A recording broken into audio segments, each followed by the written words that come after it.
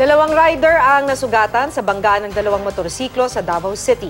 Nasunog naman ang dalawang nakaparadang sasakyan sa Quezon City. Makibalita tayo kay Sheila Vergara Rubio.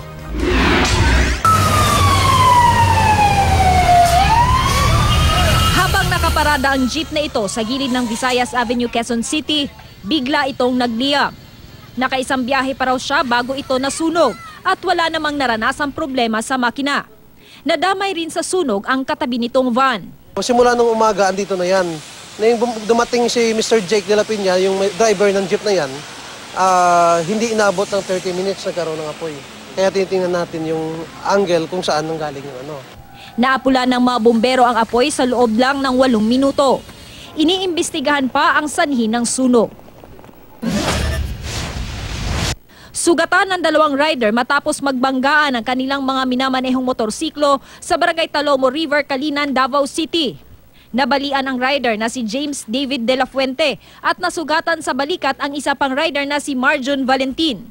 Base sa investigasyon, pababa ang nag-counterflow na motorsiklo ni de la Fuente na may dalawang angkas nang bigla raw nilang nakasalubong si Valentin. Nakainom daw si de la Fuente at dalawa nitong kasama na agad umalis matapos ang aksidente. Dinala sa ospital ang dalawang rider. Isang pampasaherong bus ang naaksidente sa Pagadian City. Ayon sa pulisya, galing sa Zamboanga City ang bus at patungong Cagayan de Oro City. Pagdating sa paakyat na bahagi ng National Highway, nawalan daw ito ng preno. Umatras pababa ang bus at bumangga ang likurang bahagi nito sa isang tricycle. Nagtuloy-tuloy sa pag-atras ang bus hanggang sa bumangga ulit sa riprap ng kalsada. Hindi nasaktan ang masakay ng bus at tricycle. Ang bus driver pinaghahanap ngayon matapos tumakas.